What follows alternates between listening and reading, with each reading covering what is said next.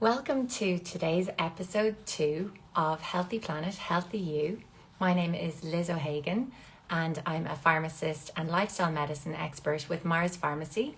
And today I will be joined by sustainability advocate Pat Kane. So we are going to invite Pat on now to join in. And just bear with me a second now.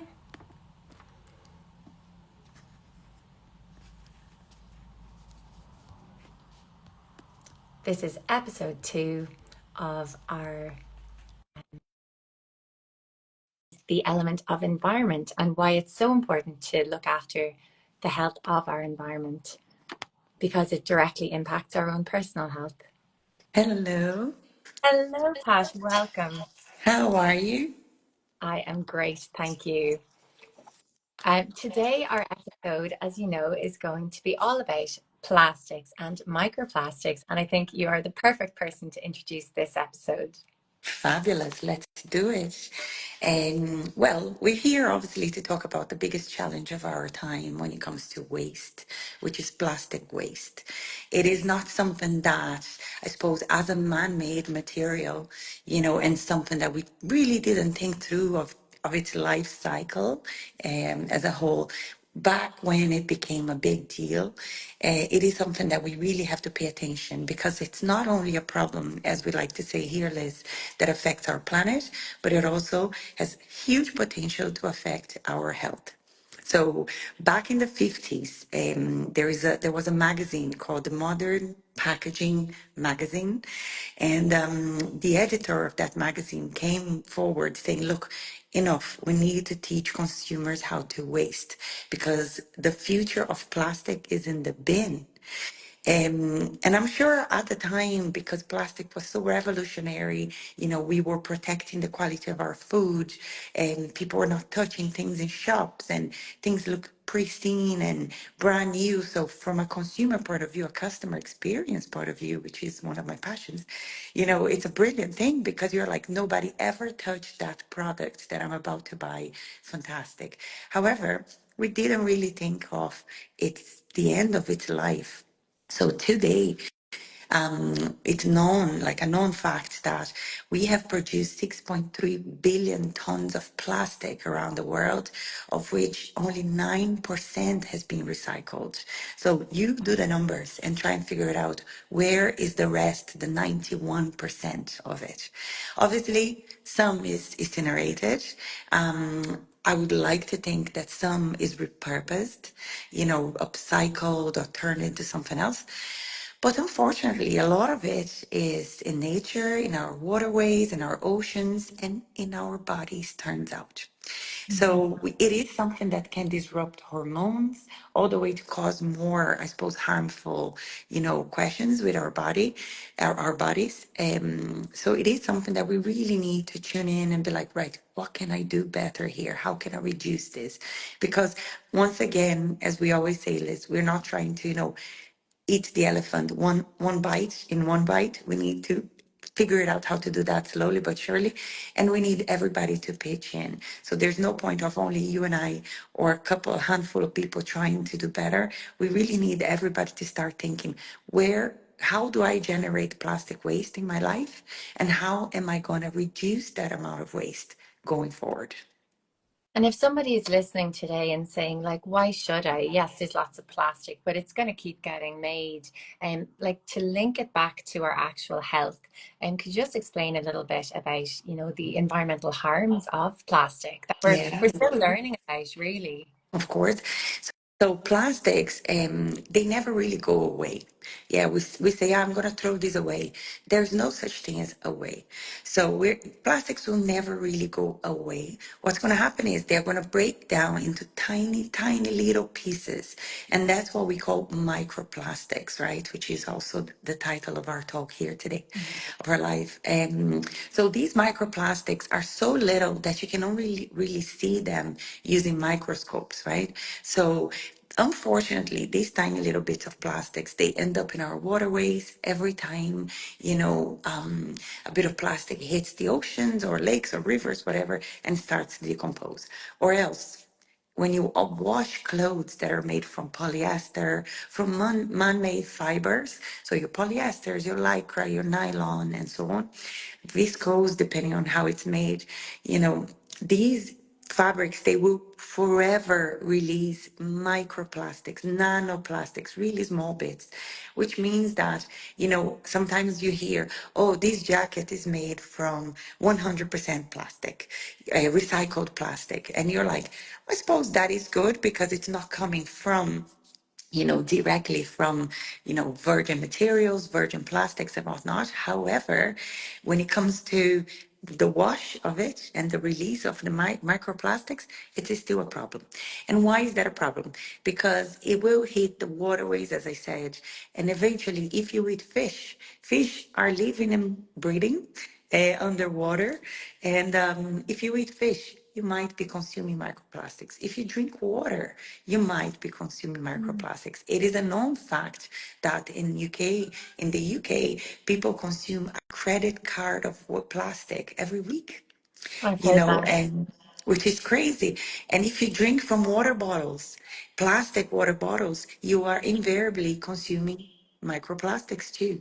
So, you know, how do we do that? We try and not to use water bottles. We try, very difficult, I know that, but we try to, you know, I suppose give preference to natural fibers, you know, even cosmetics. We talk about plastics and microplastics, you know, nail polish, the regular nail polish, you know, your shellac, your builder in a bottle, whatever they call it, you know, or even a normal one, the traditional nail polish.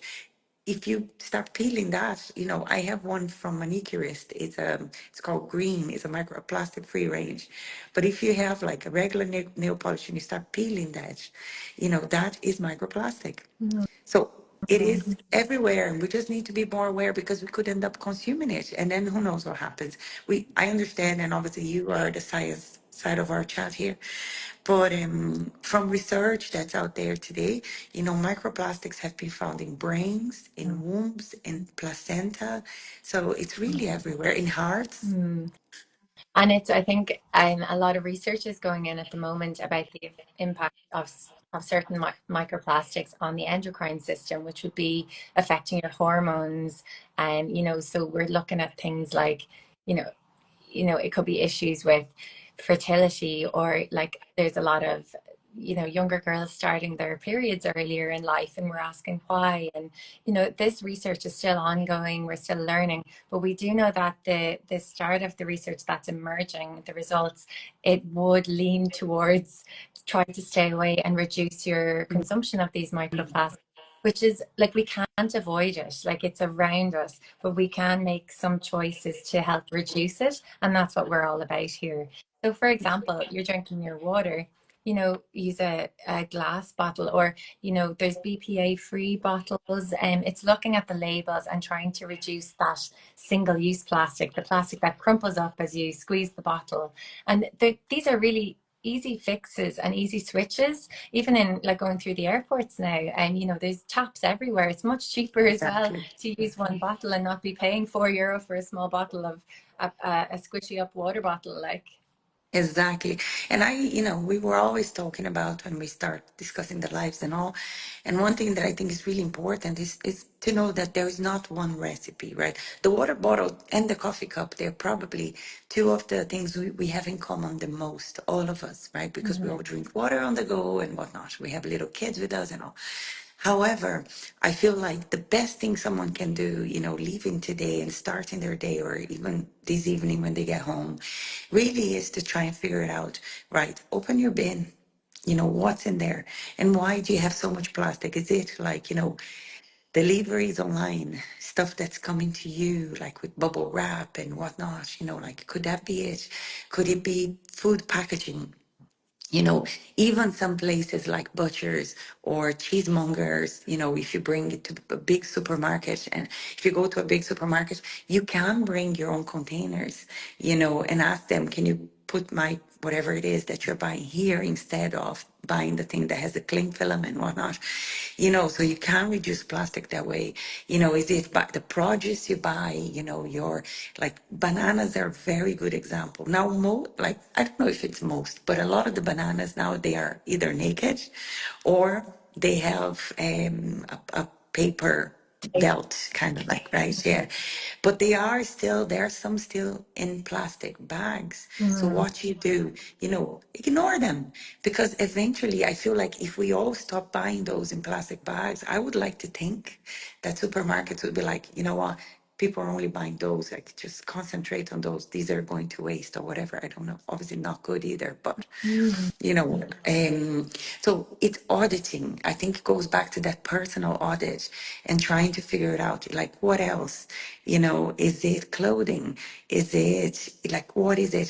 My cosmetics, obviously in Ireland we know that we don't sell cosmetics with those micro beads, for exfoliation, Mm. face washes and things that are plastic. Like I know I don't know if in America they're allowed anymore, but I know that in Ireland we don't have them. So they were a big deal. So that's a perfect example of microplastics in the beauty industry. Imagine micro beads of plastic to wash your face. I'm like, what? Who had this idea? Yeah. Like we have sugar, we have salt, we have lots of other things that can dissolve as you do. And the same goes for your nail polish. The same goes for your glitter, shimmery eyeshadow. We are like festival mad right now. It's summer. There's so many concerts. Like there are brands out there that sell that beautiful glittery, shimmery eyeshadow that is plastic free or biodegradable glitter. Mm. So it's figuring out where is it that you consume the most, and Yeah. try to swap little by little as much as you can, to better options, I guess, less harmful. So when people are consuming, we like you recommending that they look for words like biodegradable, plastic free. Just take a moment to have a look at the ingredients. Yeah, exactly. Exactly. It's like, yeah, and even have the conversation with the brands. I feel like in this day and age of social media, brands have very little place to hide. Yeah. There are very few places to hide from us. It's very easy for us to engage Yeah. with brands nowadays. So try and engage with them, try and figure it out. I'd love to hear more about this shimmery, glittery eyeshadow of yours. Yeah. What is it made of, Yeah. for example? Or do you have a nail polish that is better? Yeah. And plastic free, because nail polish is one of those that can be quite toxic, right? There's a lot of different things in there. So if you like, my go-to is this range that I mentioned there, green from Manicurist.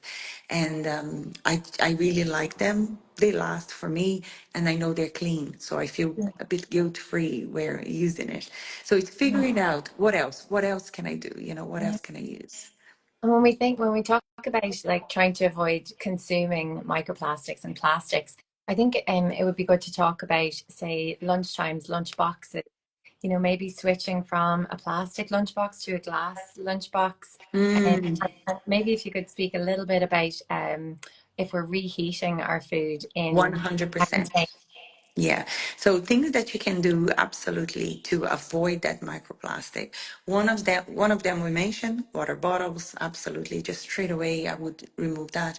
But also, or not even only water bottles, okay? There's iced tea, there's energy drinks, it's a plastic bottle. It's not Mm. necessarily a water bottle. We're trying to avoid plastic here. So that's one. When it comes to lunch boxes, when it comes to Tupperware, that's another one. Tupperwares, like there was a scientist from a university in Cork. She came forward talking about these things, and she said, never ever heat your food in plastic containers. Never ever. Mainly those that you get from deliveries. Don't eat straight away from them. So try to cook as much as possible using your, stainless steel or whatever it is, your cast iron pans, or, glass if you're reheating something, if you're storing something and leftovers and whatnot. Very important. For kids, again, kids are not, I don't think kids are necessarily eating directly unless they're eating like a pasta salad or something. It's Mm. straight from the container, Yeah. right? But if they're Yeah. eating a sandwich, that's okay. You're just storing something there. The concern here is that you are putting hot food onto plastic and you're eating straight from that container. So again, a very difficult move, because I think all of us have Tupperwares at home. So slowly but surely in my house, we've been trying to transition. And then what I'm doing with the containers, because obviously I'm not going to bin those because I know very well they are not going to disappear in nature. I'm using them to store little bits and bobs, crayons or bits of jewelry or whatever it is. You just find ways to repurpose that because Yeah, that's fine. They will exist forever and ever. They'll probably outlive all of us.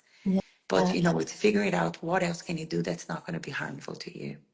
Yeah, and it is such like it's a huge topic, and one thing leads on to the next. And you try make a good choice, and then you're saying like, look, is this just going to sit there forever, or I bin that, and then that's more waste. So I think from today's talk, if everyone could just pick one thing and try not get too overwhelmed, because if the problem seems too big, it's very easy to just turn your head away from it because it's overwhelming and it causes stress and anxiety.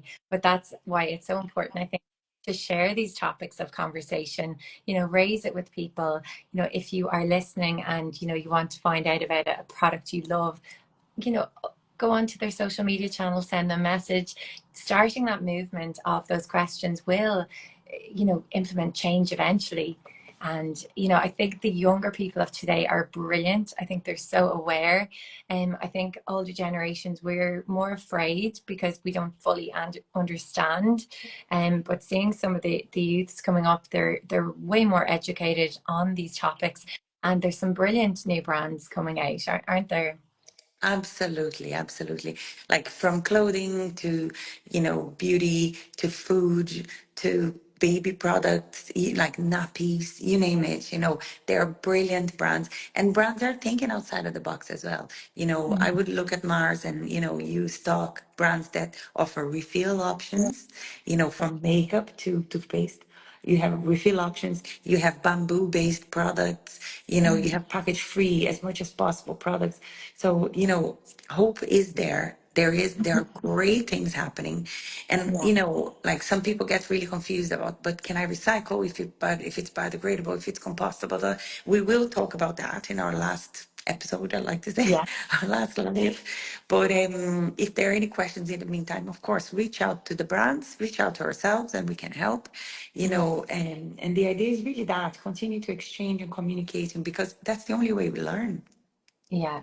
Yeah. Have you come across much research in biodegradable plastics in production, for when we're looking at the future and changes that are coming down the road? hmm Yeah, biodegradable and compostable are two different things, but they're both on the rise, I'd like to say. Yeah. Even when you look at takeaway foods, like if you go to places like there's a salad bar in Dublin that everything they do is compostable. Yeah. So once you're finished with a bowl, it goes in your brown bin or composting bin, whatever color it is, perfect. And then on the other side, biodegradable. People always say, oh, but it's going to end up in the bin anyways, either black bin or recycling bin. And I'm like, correct. However, if you think of the life cycle of that material, right?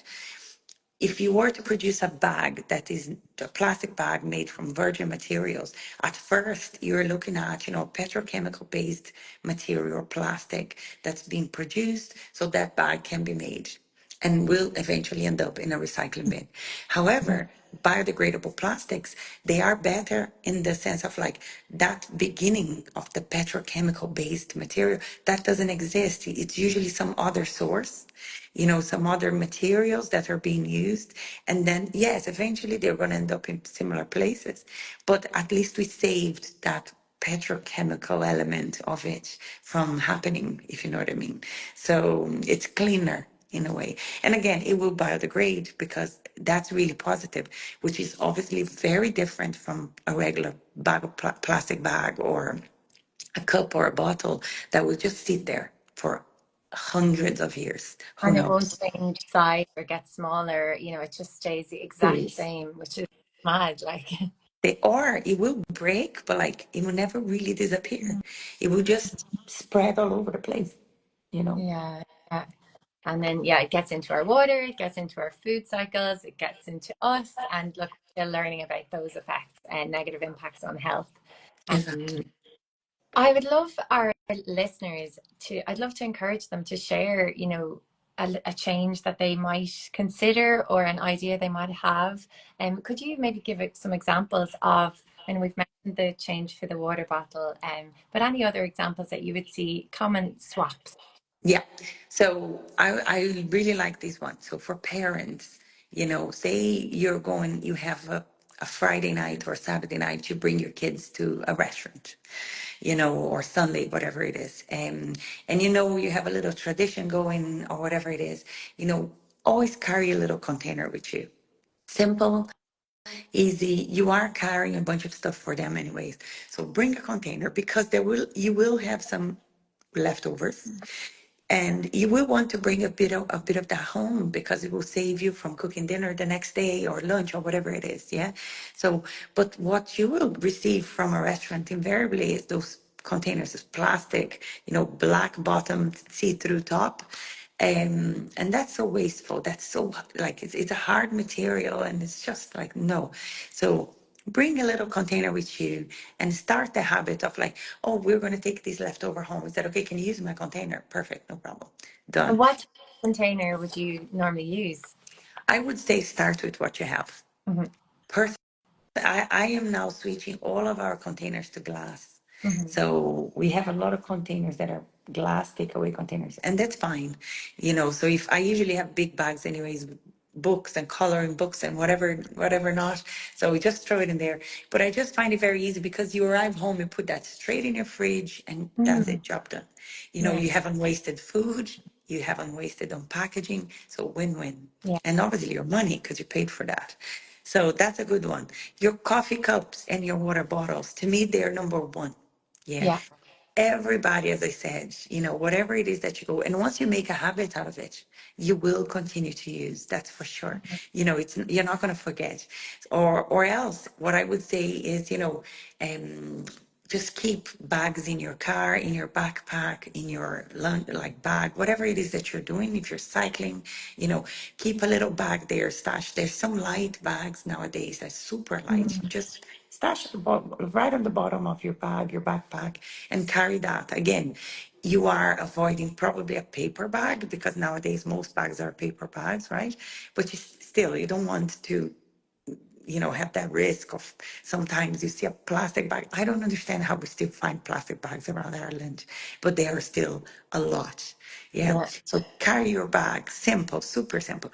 If you're going to a festival and you want to look cool, yeah, look for glitter that is biodegradable. There are Hmm. so many. There are so many. I have a post coming up and I'm going to share a few different places where you can find biodegradable glitter. We even have cosmetic brands doing it now, which is fantastic. So look for your makeup and try and figure out where could I have plastics in all of this? Because realistically speaking, we're going from mascara to blusher. Everything has tiny little bits of plastic. Mm. Everything. It's Yeah. hard. So, but again, we're not saying swap everything, throw everything in the bin. Absolutely not. Continue to use. But next time you're replacing something, try and figure it out, like, right, I heard that there's plastic in my mascara. Where can I go to get something that's a bit better? Mm. you know, and from there you go. So these are a few different areas. Clothing, as I said to you, there's nothing we can do. We spoke about that, I think, the last time, Liz. There's clothing out there to dress the next six generations. We have a lot of clothes in the planet. Hmm. So, and they will continue to exist. So the Hmm. best things you can do is wear what you have, wash them according to what the manufacturer says.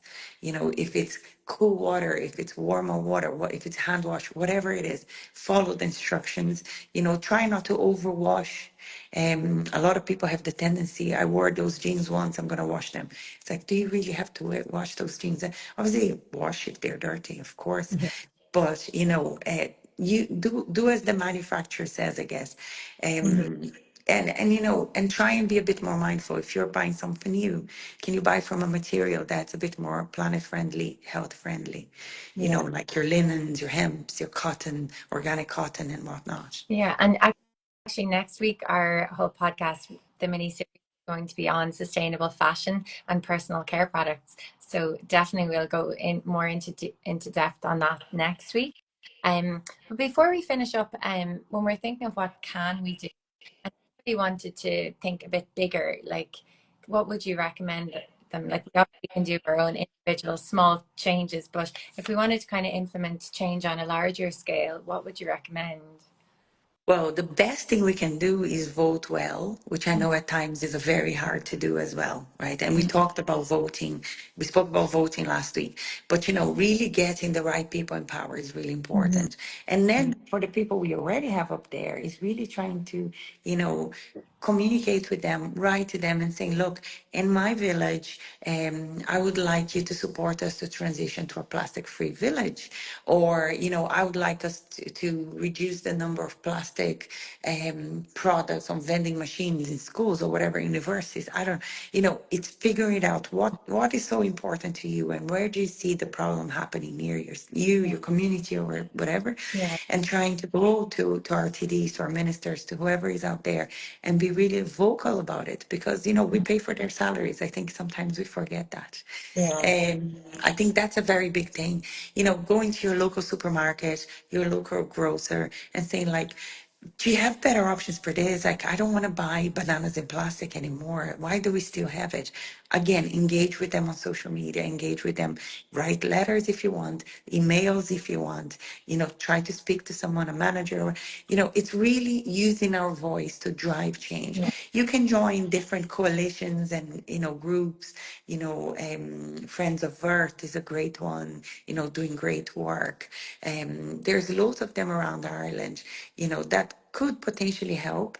Um, I suppose move the dial, yeah, but and look for more like a transition from plastics or petrochemicals or oil-based industries into something that's better for our planet. yeah. It's really using our voice. I think that's really important. Sometimes we forget that we have a voice, and our voice can be quite loud when we use it properly. Yeah, and the first thing is to start the conversation, whether it's in your workplace, in your home, just start talking about it. And you never know, then it will hopefully lead to some action. It might seem small, but if everybody does something small, it all comes and has a much bigger outcome. So yeah, Exactly. the challenge for this week is to just pick one plastic to either reduce or eliminate from your life this week. We'd love to hear from anyone listening and if they have any ideas about what they might consider swapping or cutting, or maybe somebody has a great hack that they'd love to share, because as we said, talk about it, engage with each other and teach each other, because we're all learning about and I think anyone listening and has gotten this far obviously cares, which is brilliant. So yeah, thank you so much for that. Absolutely. No, that's brilliant. I would love to hear from you guys. That would be amazing.